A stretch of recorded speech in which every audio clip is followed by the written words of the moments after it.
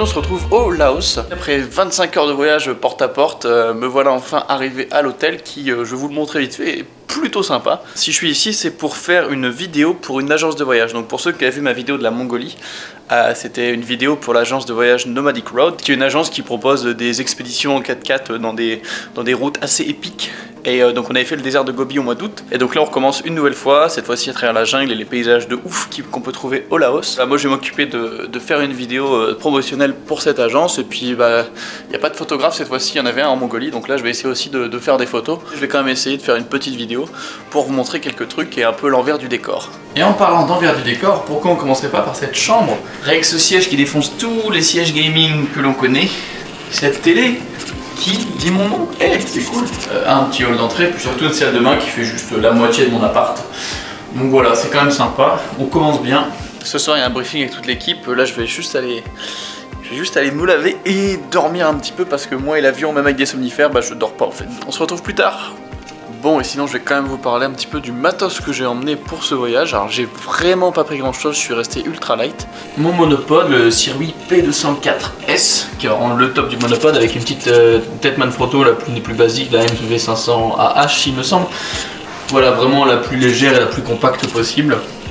Donc ça va me servir de trépied et de tout ce dont j'ai besoin pour les plans avec longue focale. Je vais très peu l'utiliser je pense.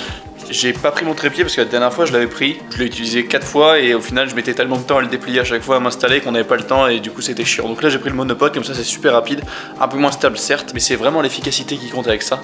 Et du coup c'est pour ça que je l'ai pris. Au niveau du sac, donc il y a le 70D là qui filme avec mon micro, avec lequel je vais sûrement juste prendre quelques sons d'ambiance. Le grand angle qui est en train de filmer ça.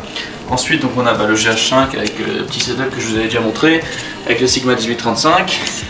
On a mon 70-200 et après juste mon petit drone, le Mavic Pro, regardez. Dans mon sac pour la douane et tout, je le cache sous la moumoute du micro, comme ça il ne pose pas trop de questions. Petite astuce. Et donc voilà, avec la télécommande, il n'y a vraiment pas grand chose, hein, c'est ultra simple. Plein de batteries. Et puis ça devrait suffire de toute façon avec la stabilisation du GH5 et le fait que je filme pas mal en ralenti. J'ai vraiment pas besoin de glide cam, tout ça.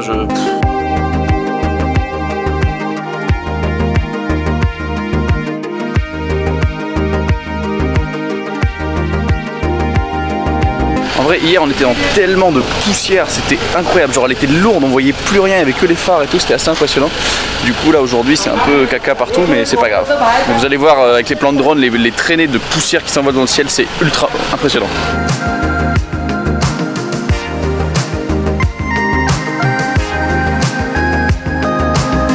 Deuxième jour.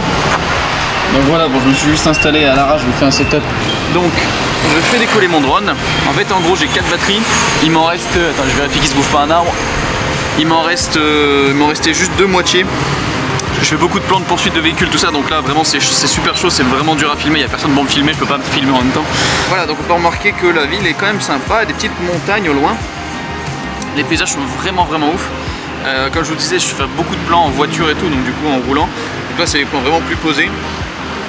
J'en profite juste parce que c'est le coucher de soleil, que j'ai presque plus de batterie et que je vais la recharger ce soir de toute façon, donc autant les vider. Et je crois que je vais me faire un petit plan au-dessus de l'autoroute. Regardez-moi ça, c'est quand même pas dégueu. Attends, on va pas rouler trop bas non plus. Hein. On va se faire un petit plan, mode sport. On va essayer de rester droit par rapport au truc. Et c'est parti. Regardez-moi ça, c'est quand même sympa. Bon, c'est un peu cramé à gauche, mais je peux pas faire des miracles. C'est un Mavic, c'est pas un Phantom 4 Pro ou un Inspire. Mais c'est pas mal. Je suis parti un peu de la route, on va essayer de se redécaler, mais... Je peux pas trop voler trop loin non plus parce que je suis en pleine ville, du coup ça fait un max d'interférences. J'ai failli le perdre au-dessus de la rivière, j'ai fait une demi-batterie avant, j'ai fait le perdre. Donc on va rester sage. Bon ok, batterie faible, bon d'accord, on va pas jouer avec le feu, on va revenir à la maison. Donc moi je suis dans l'hôtel, c'est un des gros bâtiments, je sais pas lequel c'est. On va enlever le mode sport. Je suis sérieux en vrai, je suis vraiment sérieux. Non, j'essaye de vraiment faire, sans déconner, j'essaye de vraiment faire attention. Je suis pas les règles au doigt et à la lettre, sinon c'est impossible si tu peux rien faire. Mais j'essaye d'être un minimum responsable. Yo! Je viens juste de remarquer que la batterie n'était pas du tout bien enclenchée dans le drone, elle est à moitié enlevée, mais chut, le dites à personne. Regardez. Vous voyez cette batterie à moitié pas enclenchée? Oui, je suis peut-être pas le meilleur exemple. Hein. Focus, non. Pour l'instant, ça se passe super bien, c'est vraiment trop cool. C'est très joli, les gens sont incroyablement gentils et accueillants. La faune sous-marine est incroyable ici, on peut remarquer ce poisson très laid. Son cousin encore plus laid, le poisson-chat. Et le classique, le lèche-vitre. petite vue de la chambre. En face de moi se trouve un coucher de soleil vraiment stylé avec les montagnes et tout. Et évidemment, j'ai bouffé toutes mes batteries de drone. Voilà, voilà. Bon, alors cette chambre d'hôtel, il y a deux trucs qu'il faut noter. Vous en aurez peut-être déjà, mais on a un balcon, c'est cool, qui donne sur une genre de foire. Et il y a beaucoup de fun et il y a beaucoup de musique chelou qui passe depuis tout à l'heure. Est-ce qu'on s'éclate pas ici, hein, franchement, c'est du fun, hein. Et alors le deuxième truc qui m'a fait moins rigoler, alors là, ok, je regarde sur le côté de mon lit pour chercher une prise, et là, oh bah génial. En fait ici ils font le ménage comme chez moi, ils font le ménage en apparence, genre là c'est propre, puis dans les recoins, bah on cache la misère quoi. Cool.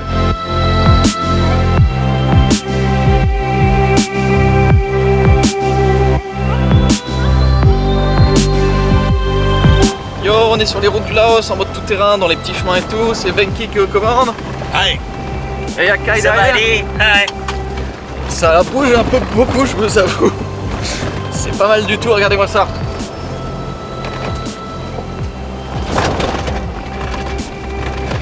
Putain, le micro il prend des coups, vous devez entendre des vieux bruits pourris. Ah, tu peux rien faire du tout.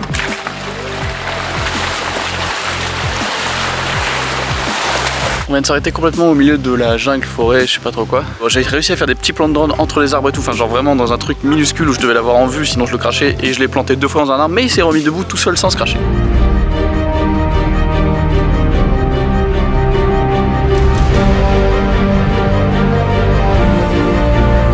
Et regardez là, on vient de s'arrêter.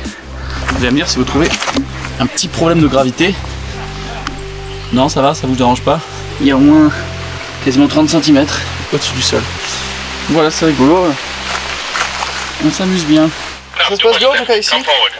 On est confortable, c'est agréable, il fait bon et voilà, je répare la voiture tranquillement.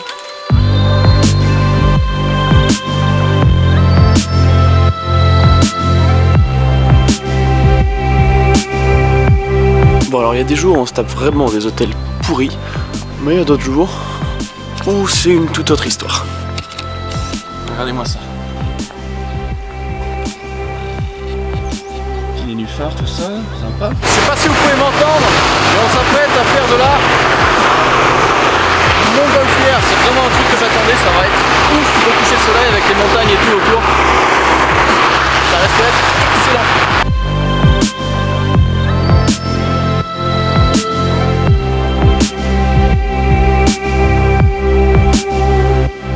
Là, on est de retour à la capitale, c'est la fin du trip et regardez ce qu'il y a dehors. La petite piscine sans bord, nickel, avec le petit coucher de soleil là-bas.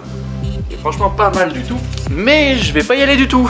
Parce qu'en fait, en gros, j'ai 1h30 top chrono pour faire un edit, parce que ce soir, il y a un premier edit rapide qui est présenté aux clients, en gros, de leur semaine en images. Je dois aussi faire ma valise, me laver, aller à l'aéroport. J'ai 1 heure de vol jusqu'à Bangkok, 13 heures de vol jusqu'à Paris. Donc j'arrive à Paris le dimanche de Noël à 7 h du matin.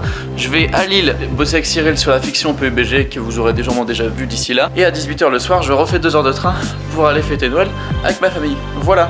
Donc là, pendant 24 heures, c'est parti pour le méga rush. Bon, je vous rassure, ce fut un gros rush, mais j'ai survécu. Je tenais tout simplement à vous faire cette petite vidéo parce que j'avais fait quelques extraits un peu vlog et tout. Je voulais m'amuser à faire un premier vlog un peu voyage qui est à côté des vidéos principales que je tourne. Alors, j'ai découvert plusieurs choses, que c'était très difficile de filmer et de vlogger en même temps que faire une autre vidéo principale, voire 2. Donc là, c'était vraiment une vidéo pour une agence de voyage, c'est un truc pro.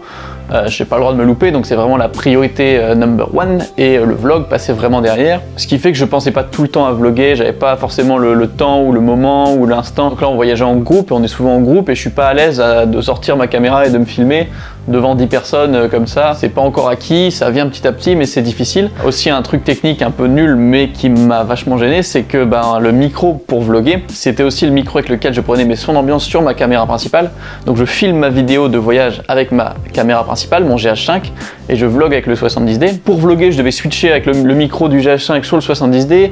Enfin, il y avait toute une ergonomie qui était absolument ignoble. Ça enlevait un petit peu la spontanéité du fait de vlogger, quoi. Vous vloguez dans l'instant, regardez, il y a ça, là, le temps de changer de micro, de bidule, truc chouette, on est déjà parti, on est ailleurs. En dehors de ma vidéo principale que j'ai fait du Laos, qui sera dans une fiche Je sais plus de quel côté, mais elle sera dans une fiche, je vous la remets là. Il me reste beaucoup de plans que j'ai pas pu mettre dans cette vidéo parce que c'était vraiment une vidéo tournée un peu 4x4 aventure, puisque c'est le concept même de l'agence pour qui je bossais, donc fallait le mettre ça en avant. Du coup, il me reste plein de plans à côté et je compte faire une vidéo un petit peu plus axée sur le plan humain. On voit beaucoup de gens, de villages, de paysages et beaucoup moins de 4x4. La musique est en train de composer, tout ça, j'ai plein de trucs à côté, du coup j'ai pas eu le temps de m'y mettre. Je vais aussi refaire une vidéo par rapport au Laos, sélectionner certains plans que j'aime beaucoup et vous expliquer comment je les ai faits pour vous donner des petites astuces, des petites techniques. Et puis aussi vous parler de Nomadic Road, l'agence avec qui je bosse, de leur concept et de un petit peu comment je travaille par rapport à leur concept. Et je repars en Islande dès le 9 février, encore avec cette agence-là. Donc là, on va dans les glaciers avec des gros 4x4. Regardez à quoi ça ressemble, avec des très gros 4x4 sur les glaciers et tout ça. On va aller se perdre un petit peu dans l'immensité glaciale de l'Islande. Et je vais essayer de refaire un vlog mieux à ce moment-là. Et bien sûr, une ou deux vidéos en plus par rapport à ça.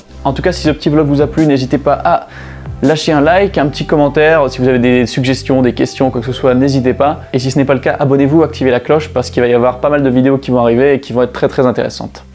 Ciao!